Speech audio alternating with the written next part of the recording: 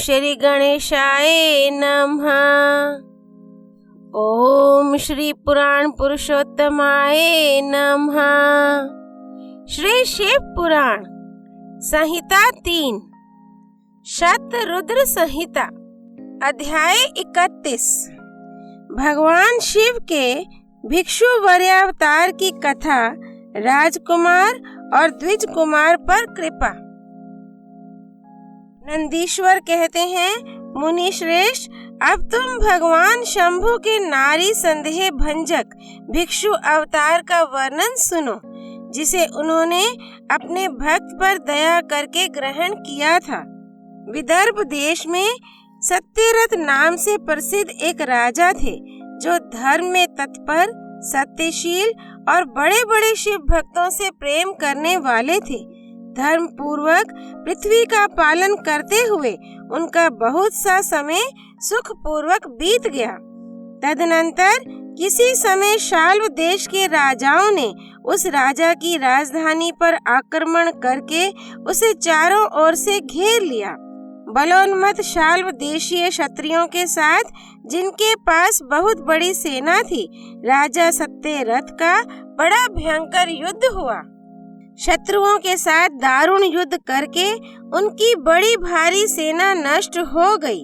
फिर दैव योग से राजा भी शाल्वों के हाथ से मारे गए। उन नरेश के मारे जाने पर मरने से बचे हुए सैनिक मंत्रियों सहित भय से विवल हो भाग खड़े हुए। मुने, उस समय विदर्भ राज सत्यरथ की महारानी शत्रुओं से घिरी होने पर भी कोई प्रयत्न करके रात के समय अपने नगर से बाहर निकल गईं। वे गर्भवती थी, अतः शोक से संतप्त हो भगवान शंकर के चरणार विंदों का चिंतन करती हुई वे धीरे धीरे पूर्व दिशा की ओर बहुत दूर चली गईं। सवेरा होने पर रानी ने भगवान शंकर की दया से एक निर्मल सरोवर देखा। उस समय तक वे बहुत दूर का रास्ता तय कर चुकी थीं। सरोवर के तट पर आकर वे सुकुमारी रानी एक छायादार वृक्ष के नीचे बैठ गईं। भाग्यवश उसी निर्जन स्थान में वृक्ष के नीचे ही रानी ने उत्तम गुणों से युक्त शुभ मुहूर्त में एक दिव्य बालक को जन्म दिया, जो सभी शुभ लक्षणों से संपन्न था। दैववश उस बालक की जननी महारानी को बड़े जोर की प्यास लगी। तब वे पानी पीने के लिए उस सरोवर में उतरी। इतने में ही एक बड़े भारी ग्राह ने आकर रानी को अपना ग्रास बना लिया। वह बालक पैदा होते ही माता पिता से हीन हो गया और भूख प्यास से पीड़ित हो उस तालाब के किनारे जोर जोर से रोने लगा।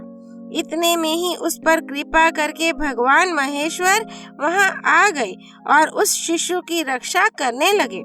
उन्हीं की प्रेरणा से एक ब्राह्मणी अकस्मात वहां आ गई। वह विधवा थी, घर घर भीख मांगकर जीवन निर्वाह करती थी और अपने 1 वर्ष के बालक को गोद में लिए हुए उस तालाब के तट पर पहुंची थी। उसने एक अनाथ शिशु को वहां क्रंदन करते देखा। निर्जन वन में उस बालक को देखकर ब्राह्मणी को बड़ा विस्मय हुआ और वह मन ही मन विचार करने लगी। अहो, ये मुझे इस समय बड़े आश्चर्य की बात दिखाई देती है कि यह नवजात शिशु, जिसकी नाल भी अभी तक नहीं कटी है, पृथ्वी पर पड़ा हुआ है। इसकी माँ भी नहीं है, पिता आदि दूसरे कोई सहायक भी यहाँ नहीं दिखाई देते। क्या कारण हो गया? ना जाने ये किसका पुत्र है। इसे जानने वाला यहाँ कोई भी नहीं है, जिससे इसके जन्म के विषय में पूछूं। इसे देखकर मेरे हृदय में करुणा उत्पन्न हो गई है। मैं इस बालक का अपने औरस पुत्र की भांति पालन पोषण करना चाहती हूँ, परंतु इसके कुल और जन्म आदि का ज्ञान न होने के कारण इसे छूने का साहस नहीं होता। ब्राह्मणी जब इस प्रकार विचार कर रही थी, उस समय भक्त वत्सल भगवान शंकर ने बड़ी कृपा की। बड़ी बड़ी लीलाएं करने वाले महेश्वर एक सन्यासी का रूप धारण करके सहसा वहां आ पहुँचे। जहाँ वह ब्राह्मणी संदेह में पड़ी हुई थी और यथार्थ बात को जानना चाहती थी। श्रेष्ठ भिक्षु का रूप धारण करके आए हुए करुणानिधान शिव ने उससे हंसकर कहा, ब्राह्मणी, अपने चित्त में संदेह और खेद को स्थान ना दो। ये बालक परम पवित्र है, तुम इसे अपना ही पुत्र समझो और प्रेम पूर्वक इसका पालन करो। ब्राह्मणी बोली, प्रभु, आप मेरे भाग्य से ही यहाँ पधारे हैं। इसमें संदेह नहीं कि मैं आपकी आज्ञा से इस बालक का अपने पुत्र की ही भांति पालन पोषण करूँगी। तथापि मैं विशेष रूप से यह जानना चाहती हूँ कि वास्तव में यह कौन है, किसका पुत्र है और आप कौन हैं जो इस समय यहाँ पधारे हैं। भिक्षुवर, मेरे मन में बार बार यह बात आती है कि आप करुणा सिंधु शिव ही हैं और यह बालक पूर्व जन्म में आपका भक्त रहा है। किसी कर्म दोष से यह इस दुरावस्था में पड़ गया है। इसे भोग कर यह पुनः आपकी कृपा से परम कल्याण का भागी होगा। मैं भी आपकी माया से ही मोहित हो मार्ग भूलकर यहाँ आ गई हूँ। आपने ही इसके पालन के लिए मुझे यहाँ भेजा है। भिक्षु परवर शिव ने कहा, ब्राह्मणी सुनो, यह बालक शिव भक्त विदर्भ राज सत्यरथ का पुत्र है। सत्यरथ को शाल्व देशीय क्षत्रियों ने युद्ध में मार डाला है। उनकी पत्नी अत्यंत व्यग्र हो रात में शीघ्रता पूर्वक अपने महल से बाहर भाग आई। उन्होंने यहाँ आकर इस बालक को जन्म दिया। सवेरा होने पर वे प्यास से पीड़ित हो सरोवर में उतरी। उसी समय दैववश एक ग्रहा ने आकर उन्हें अपना आहार बना लिया। ब्राह्मणी ने पूछा, भिक्षुदेव, क्या कारण है कि इसके पिता राजा सत्यरथ श्रेष्ठ भोगों के उपभोग के समय बीच में ही शाल्व देशीय शत्रुओं द्वारा मार डाले गए? किस कारण से इस शिशु की माता को ग्रह ने खा लिया और यह शिशु जो जन्म से ही अनाथ और बंधुहीन हो गया, इसका क्या कारण है? मेरा अपना पुत्र भी अत्यंत दरिद्र एवं भिक्षुक क्यों हुआ तथा मेरे इन दोनों पुत्रों को भविष्य में कैसे सुख प्राप्त होगा? भिक्षुवर शिव ने कहा, इस राजकुमार के पिता विदर्भराज पूर्व जन्म में पांडे देश के श्रेष्ठ राजा थे। वे सब धर्मों के ज्ञाता थे और संपूर्ण पृथ्वी का धर्म पूर्वक पालन करते थे। एक दिन प्रदोष काल में राजा भगवान शंकर का पूजन कर रहे थे और बड़ी भक्ति से त्रिलोकीनाथ महादेव जी की आराधना में संलग्न थे। उसी समय नगर में सब और बड़ा भारी कोलाहल मचा। उस उत्कट शब्द को सुनकर राजा ने बीच में ही भगवान शंकर की पूजा छोड़ दी और नगर में शोभ फैलने की आशंका से राजभवन से बाहर निकल गए। इसी समय राजा का महाबली मंत्री शत्रु को पकड़कर उनके समीप ले आया। वह शत्रु पांडे राज का ही सामंत था। उसे देखकर राजा ने क्रोध पूर्वक उसका मस्तक कटवा दिया। शिव पूजा छोड़कर नियम को समाप्त किए बिना ही राजा ने रात में भोजन भी कर लिया। इसी प्रकार राजकुमार भी प्रदोष काल में शिव जी की पूजा किए बिना ही भोजन करके सो गया।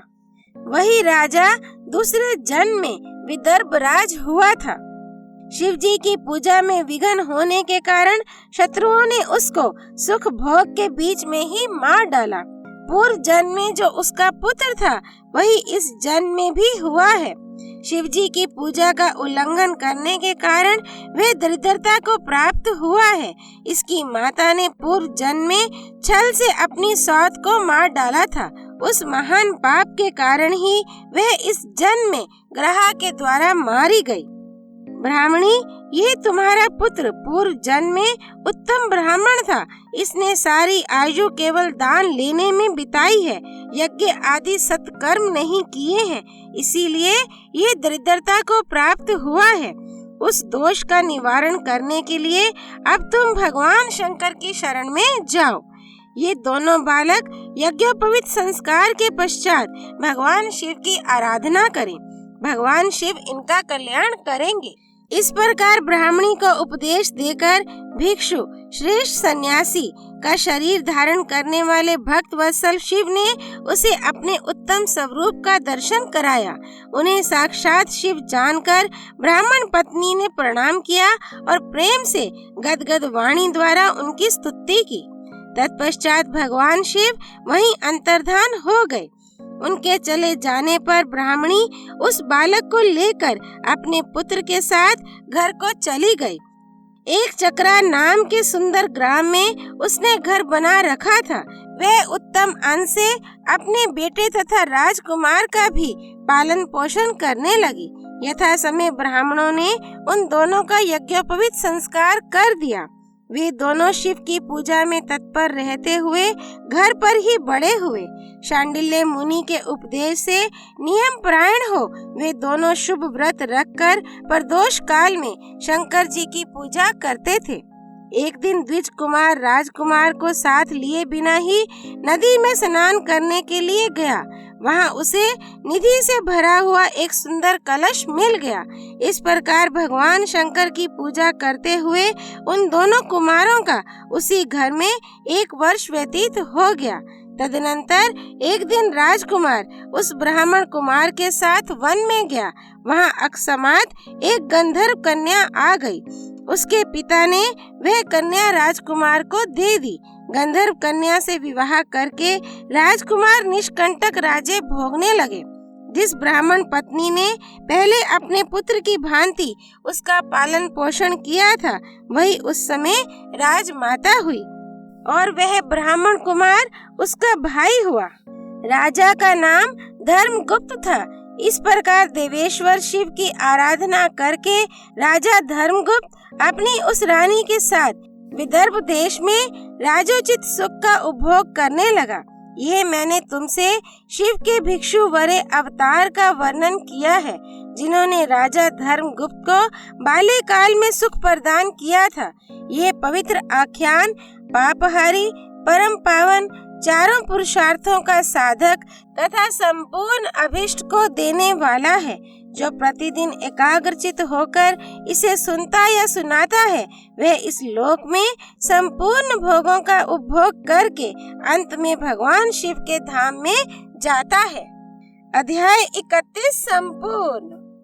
भक्त वत्सल महेश्वर भगवान शिव शंकर की जय।